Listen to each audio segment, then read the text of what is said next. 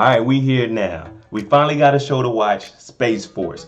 10 episodes, 10-day recap. I'm MoedotJ. If you're new to the channel, please hit the subscribe button. And if you're a returning watcher, hit the notification bell so you get something every time I upload. We're on the road to 2,000 subscribers. This is big for me. I've been gaining traction and we're almost there. I think we need 500 more subscribers and we're there. But if you know me, I'm not gonna hold you up. We're gonna jump right into this. This is the Space Force. I might re-enlist just so I can get into the real Space Force. Oh yeah, and also SpaceX is launching. Y'all gotta watch that. I'm excited about that. But here we go. This is episode 1. Let's jump right into it. Space Force. So right from the beginning, we get introduced into General Naird. He's putting on his 4th star, the highest rank you can get in the military. Unless it's wartime, you can be a 5-star like Eisenhower was, but that's not going to happen. So he's getting pinned on. He's having a little ceremony for his promotion, and he looks around. You see his wife, his daughter, and it's very spread out in there. It looks like there's social distancing. It's only 6 people in there, maybe. So after he gives his little speech, and he's really talking about nothing, and talking about he's fell before and he's got up and he's fell again. He's piloted so many different planes, a $7 million plane. After he does that, he looks up and the guy that pinned him on, he's pointing at the clock like, hurry it up. You're just talking and talking about nothing. So he finishes up and he tells him, hey, there's a meeting going on in another room. We need you there. Pretty much he's saying there's a meeting with all the generals, the Army, Marines, the Navy, Coast Guard. They're all meeting up right now and you're the new 4-star. So you're in charge of the whole, you're supposed to be taking over the Air Force. His daughter asks, hey, how come when you put on 3 stars, we had a large crowd of about 100 people and it's so small here? And General Naird's like, man, it was rushed. They just promoted me to 4-star general, so it was just rushed. That's why there isn't that many people here. Once they get into the meeting room, the 2 4-star generals of the Air Force, they're going at it because General Naird's supposed to be taking his position, but the general that's there, he's not giving up. Like I'm still here. So it comes out that they're coming up with a new mission. The president wants to put boots on ground. The Secretary of Defense said, the email said boobs on ground, but he thinks it was a typo over it and was boots on ground. So pretty much they're taking a jab at Trump with that one. But he's saying he wants boots on ground by 2024. So they need to make up a Space Force. And who do they put in charge of the Space Force? General Naird. So he's in charge of it. Everyone's laughing. The Marines, he's like, wait a minute. If there's no air or water on there, then who's in charge of it? Because the Navy person made a joke like, there's no air up there, so you're not under the Air Force. And then the Marines said, well, there's no water up there, so the Navy, they're not up under you. And the Army's like, well, the Air Force used to be part of the Army. So everyone's going back and forth, and they're like, nah, the Air Force is going to be its own thing. Then out of nowhere, there was a joke about the Coast Guard. The Coast Guard admiral was like, well, at least we're not last in line. And everyone laughed because we all know the Coast Guard is last in line. It doesn't matter which way you put it. They even said that the Coast Guard was after the Salvation Army. So now General Naird, he has to take over the Space Force, and he's not prepared for this because he thought he was going to be in charge of the Air Force. But you're in Space Force. At this point, General doesn't know what's going on. So he's in bed, he can't sleep, and he wakes up. He tucks his bed back in like he's making it. He walks in formation to the bathroom. He comes out and his wife is like, hey, is everything all right? And he's like, yeah, well, if the Space Force wants me to be all right, then I'll be all right. I'll be flexible. So pretty much he's trying to make himself believe that he's ready to go do this job and be a general, which he's not. No one wants to start something from nothing. So pretty much he said he went in there, he looked at a picture on the wall in the Pentagon, and he seen the guy that started the Navy back in 1802. And he was like, well, he built it ground up. He's thinking, all right, I'll have a picture of me building it ground up. So his wife's talking about, yeah, it's going to be tough being in the Space Force. Hopefully we'll find a place out here on this side of Dulles. Pretty much they're in DC. So she's saying she wants it on this side of town. And he's like, oh, well, it's not going to be on this side of town. It's going to be in Colorado. And she looks like, Colorado? Ain't no one trying to move to no Colorado. Believe me.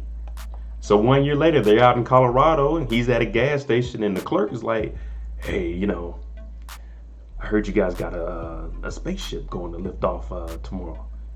And General was looking at him like, no, what do you mean? Pretty much he's in civilian clothes. You don't want anybody to know he's on the base. And he was like, the clerk was like, oh yeah, if you tell me, you have to kill me, kind of stuff, right? And then all we do is we see General speed off, headed back to base, man. I'm pretty sure he messed something up within this year already. So once General gets back to base, he's hurrying up to his office. When he comes to his office, his personal assistant is a 1-star general, which would never happen. A 4-star general will probably have like maybe a major as his assistant, captain, maybe major, maybe a lieutenant colonel. He might even have a full bird, but he wouldn't have a 1-star as his assistant because that general would be in charge of a base somewhere else. But anyway, he's giving him a rundown of everything that's happened. And once he goes in his office, Dr. Mallory is here. We get introduced to Dr. Mallory. So Dr. Mallory is the second, he's not in command, but the second highest person on the Space Force. And he's pretty much the head doctor that knows everything that's going on with the launch. And he's telling General, hey, cancel it. We can't lift off, man. The atmosphere isn't ideal. We can't do this, man. We haven't had enough practice runs. It ain't ready to go. And General's like, nah, we got to launch tomorrow because we got all these people from Congress coming. We got 3 people from Congress coming, and they want to know where these tax dollars are going. We're taking off tomorrow. Regardless of what you're talking about, we're taking off tomorrow. And Dr. Mallory's like, no, we can't do that. Damn, General. The same thing happens. So after the General gets done talking to Dr. Mallory, he goes to the gym. When he gets back, his assistant tells him some more rundowns. And once he opens up the door, he goes in and there's a Russian named Yuri in there. So his assistant remembers everything, but he doesn't ever tell him that someone's in his office to talk to him. This is the second time this has happened today. So Yuri is a Russian. He's part of the, pretty much like the international space team. So he's in here and he's talking to him like, hey, I need to see, you know what I'm saying, you guys' results that you have. And General was like, for what? What do you need to see that for? You're Russian, we're American, you don't need to see any of our stuff. And he's like, well, check your special phone, you know what I'm saying, the secret phone that you have, because there's going to be a text message from your from your president telling you I need to watch it. And he's like, what special phone? How do you know that? He was like, just check it. And sure enough, he gets a text message telling him to reveal the information to the Russians. General, you're doing everything. It doesn't look like anything's going right here. And as knowing Steve Carell in real life, like all his characters, we know he's messing up, especially from Michael in The Office. So we can only expect worse things to happen, especially him being in charge of the Space Force. Now everything is against General, and General's got to figure it out. They got to do this launch tomorrow. They got to do a practice test today. They got to figure out some way to make sure that this launch is going to go off tomorrow. So he goes down the hall to the Army liaison in the Space Force. Pretty much the liaison is just, you know, saying he's on the Space Force base, and he's pretty much, he'll talk to them and he'll talk to the Army. If they need anything, he's the guy to go to, and his name is Mellows. So he's asking Mellows, hey, scrap the launch we were going to do the practice test. Do we have any yellowtails ready? He's like, yeah. So they're speeding out there to go watch a practice launch because they have a real launch tomorrow. So we about to see how that goes. Unfortunately, the launch does not look good. It's getting ready to take off. They're like, okay, cool. Boom, boom. So out the side of it, it blows up, and at the bottom, it starts to blow up. It's a disaster. So he pretty much just asked Mello, so how much was it? And Mello's is like 4, so he's like, what, 4 million? He's like, nah, 4 middle schools. However much it costs to make 4 middle schools is how much it costs to make another one of these rockets. So I'm assuming it's at least 8 mil, you know, saying 2 mil in a building. But like I said, it didn't go well for them. Another disaster. So now they got to figure it out, figure what they're going to do, because they got the real launch tomorrow. So we get introduced into Donnie. Once again, his personal assistant doesn't tell him that someone is in his office. So the personal assistant, he asks him, so what about the yellowtails? And General's like, nah, we're not doing that. But go ahead and call the lady. So there's an environmentalist on the base. And what she has to do is go get all the endangered lizards around the base. So she's out scattering around for it. Once he goes into his office, there's a guy named Donnie here. Donnie isn't the guy. He's pretty much the PR. So what he does is type out tweets. He gives it to the general and has the general post. Someone needs to do that for Trump instead of letting Trump just tweet away whatever he wants, because I mean, he's reckless. But you got to have someone at least review it. So that's what he does. And he's pretty much saying, let's take our mind, let's get the people's minds off of the launch, and let's say we're coming up with a lifesaver. And General was like, nah, we're not doing that, man. Get out of here. Matter of fact, you're fired for that. Go ahead and leave. And once he leaves, what we see here is General calls security like, hey, go ahead and lock Donnie up until the launch so he can't tweet anything out. So pretty much he's getting rid of him. Hey, you got to do what you got to do, especially when you're the general of the Space Force. So we get introduced into another character, Captain Angela. She was in the Air Force, now she's in the Space Force, but she's pretty much flying the general wherever he needs to go. She's a captain, so she's moving up the ranks. She started off as an airman, now she's a spaceman, a captain spaceman. I mean, I don't know how it works, but he's pretty much just asking her, you know, saying a few questions, just getting a feel out for her. So it looks like she's going to be a person that we're going to see within these episodes. So she's going to be flying him to any meeting, anything that he needs to do. So Captain Angela was flying the general. He had to go speak at a local college. I mean, not a college, but a high school. So once he's at the high school, he's talking to the kids and telling them, you know, 50 years ago, we put a man on the moon. What we're going to do here, we're going to put boots on the ground now. When we get onto this moon, it's going to be Space Force. I don't know where the boots are coming from, Mexico or Peru, but they're going to be U.S. boots. They're going to be Americans in those boots. So you guys are out here doing nothing.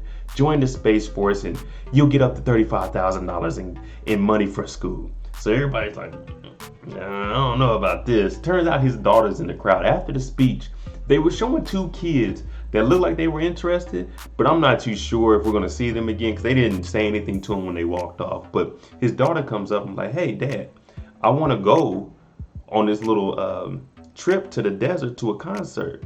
And he's like, nah, you're not going with no guy that's older than you. She was like, well, if you don't give me $100 to go with him, I'm gonna have to do anything he tells me to do. So he's pretty much like, dang. All right, let's talk it over with your mom. So she's like, all right, that'll work. Here we go. So it turns out, remember in the beginning, the mom didn't want to go to Colorado. And we were just talking about like, no one wants to go to Colorado because you're in DC. No one wants to move out to Colorado. Well, for some reason, she's in jail. So right now she's in jail. She's making radish and stuff. And she just living the jail life, you know, the prison blues. But so after the high school meeting, he flew over to there to go talk to the mom because he told the daughter, we'll talk to your mom about getting you the money. So the mom is like, that's how it is. You know, she's 18 years old. She's going to be out there. She's going to be grown. So give her the money. Like, don't deny her. And also, if you need to be comforted by somebody else, go ahead and do it. I'm going to be in here for a long time. And General was like, no, I can't do that. I can't do that, you know. But, hey, man, she's going to be in there for a long time. So I don't know if she's going to be in there the whole 10 episodes. But she's going to be in there for a long time. General, you need to go out and do your thing, General, for real. General's got a busy day. He came to work, he went to the gym, he came back to another meeting, then he flew to the high school, then he flew to the prison to see his wife. Now he flew back to base to have a meeting with the Congress people. General is really moving around. So once he gets there, they're like, oh, you're kind of late. Nice for you to join us. He's like, yeah, well, you know, I'm here now. So what it is, pretty much, they're asking him, so with this launch that's going on tomorrow, what's going to be on here? Do you guys have like any laser cannons with it? And he's like, no, but we have a metal fence that it'll shoot, like a metal net that'll catch other satellites and wrap them up so they won't be invading our space. They're like, we don't know about that. Doesn't sound too interesting, but hey, that's all they got right now. And General's promised them, hey, we're going to have a launch tomorrow, so y'all be here and y'all be ready. General meets back up with Doctor and he's trying to convince him, hey man, look, all of our doctors said we can't do this launch. So they actually go out there and they meet with him. And then the doctor that they meet with, and he's trying to tell them that, yeah, we can't do it. So it has to be 40% precipitation. It's looking like 57. That's not going to be good enough. We can't take off of that. So General, he has a vote on it, and everyone says, no, we can't do it tomorrow. It's not going to work. So then he asked the doctor, like, hey, why do you have an umbrella? And he was like, just in case. Well, there was only no clouds in the air, so why do you have that umbrella? Like, so he was looking at him, and he was like, we got to take a chance. We're doing this launch tomorrow, regardless of what you guys think.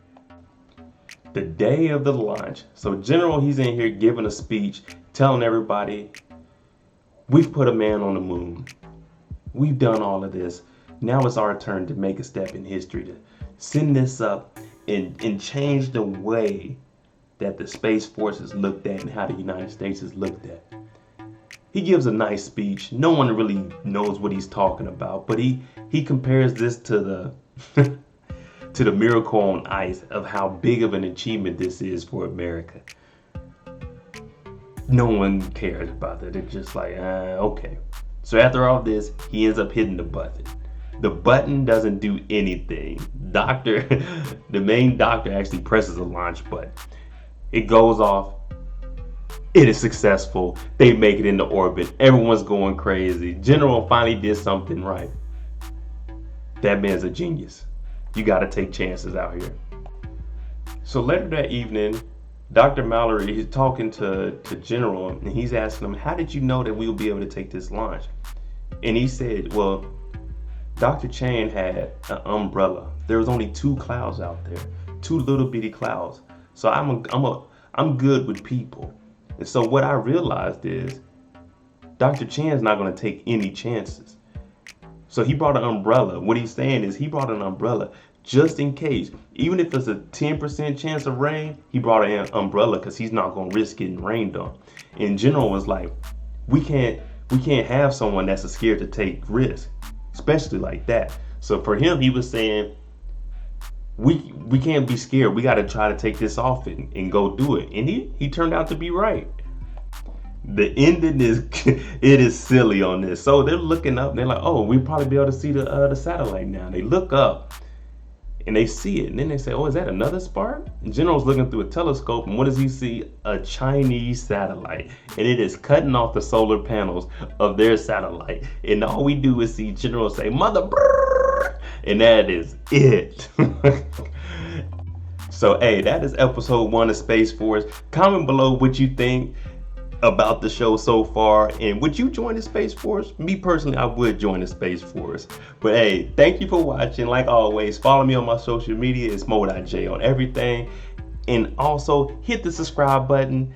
I deeply appreciate it. Thank you for that. And thanks for watching. We'll be here for episode 2 tomorrow.